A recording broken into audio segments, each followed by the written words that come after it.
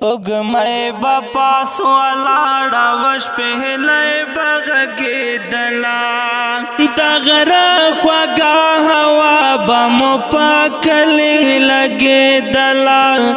د غره خوږه هوا به مو په کلي لګېدله سپوږمۍ به پاس ولاړه وش پهلی بغږېدله د غره خوږه هوا به مو په کلي لګېدله د غره خوږه هوا به مو په کلي لګېدله جګړه د منګور پخوا هیچا هم نه وه لیدلې جګړه د منګور پخوا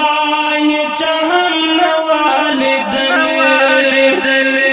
د امن زمانه وا اخ په مینا تېرېدله د غره خوږه هوا به مو په کلي لګېدله د غره خوږه هوا به مو په کلي لګېدله سپوږمۍ به پاس ولاړه وش پهلی بغږېدله د غره خوږه هوا به مو په کلي لګېدله د غره خوږه هوا به مو په کلي لګېدله په ډزو د ټوپکو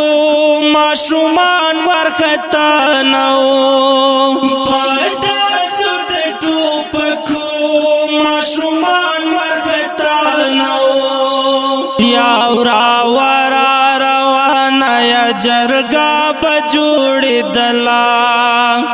د غره خوږه هوا به مو په کلي لګېدله د غره خوږه هوا به مو په کلي لګېدله سپوږمۍ به پاس ولاړه وش پهلی بغږېدله د غره خوږه هوا به مو په کلي لګېدله د غره خوږه هوا به مو په کلي لګېدله باز نیک وګمانونه نه غیباتو نه بهتانو باز نیک وګمانونه نه غیباتو نه بهتانو پورا کې دلالا به پیغله خور هم ګډېدله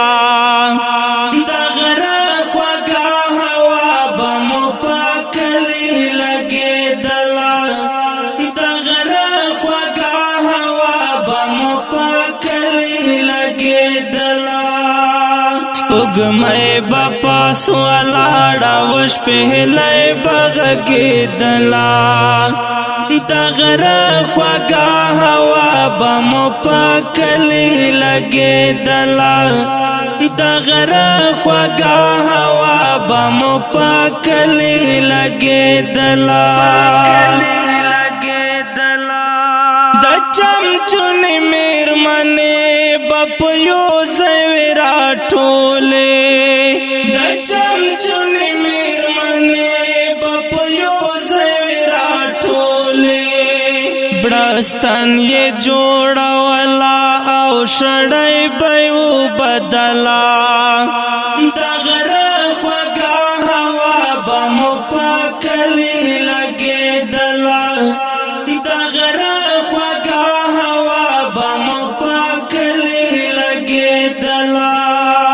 سپوږمۍ به پاس ولاړه وش پهلی بغږېدله د غره خوږه هوا به مو په کلي لګېدله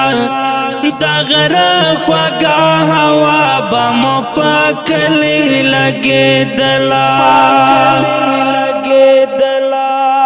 ژوند غېږه د مورکې وللو للو کاروانه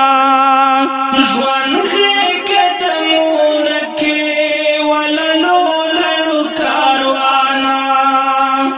شما دنیا گئی خوگ زنگو و زنگ دلا دغر خوگا ہوا بمو پاکلی لگی دلا دغر خوگا ہوا بمو پاکلی لگی دلا سپگمئی بپاس والاڑا وش پہلئی بغگی دلا دغر خوگا ہوا بمو پاکلی لگی دلا دغر خوگا ہوا بمو پاکلی لگی دلا او که ډیرو قدرمن محترم اوریدونکو د غزل په کلم د محترم لیکوال پیر محمد کاروان او غږ د استاد سرور غزالی مرحمت والسلام